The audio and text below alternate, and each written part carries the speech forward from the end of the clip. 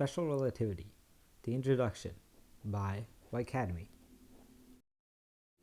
This is part 1 of a series on special relativity. You may have heard of special relativity, a famous theory proposed by Einstein in 1905. It describes the motion between different inertial frames of reference, explains the behavior of electric and magnetic fields, and resolves several problems that physicists encountered. To understand this, we must first understand motion.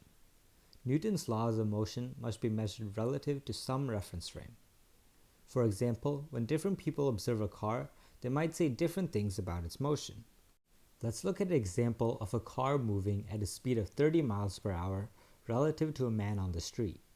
However, objects within the car seem stationary relative to the man in the car. Now, in a different scenario, imagine the man inside the car also throws a ball at exactly 15 miles per hour. The man in the car is moving at 30 miles per hour relative to a stranger on the street. But what speed is the ball moving at? Well, relative to the man inside the car, it's moving at a speed of 15 miles per hour.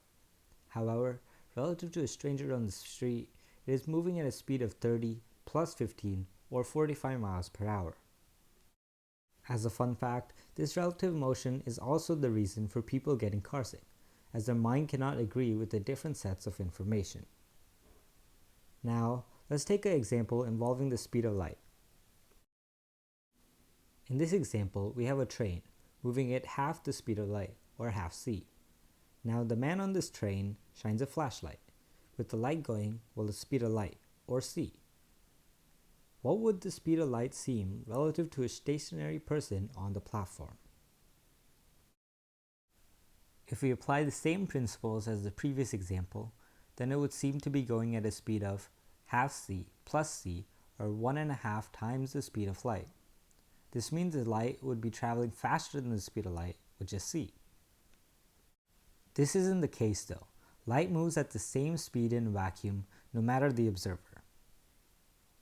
Special relativity explains what is actually happening in this scenario, and in this series we will explore this concept and how it changed physics. How did this theory come about?